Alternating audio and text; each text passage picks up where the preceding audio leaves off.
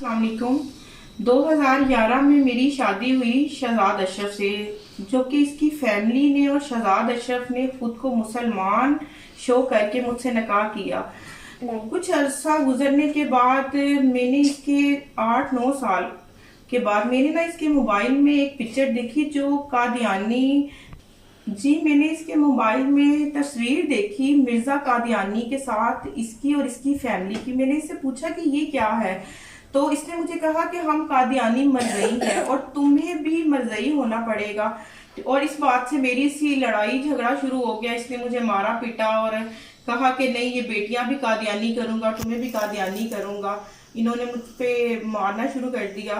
तो इसने मुसलमान होके मुझसे निकाह करके सख्त ज्यादती की है, मेरे मजहब का भी मजाक बनाया है और मेरे मुसलमान भाइयों से अपील है कि मेरी मदद करें।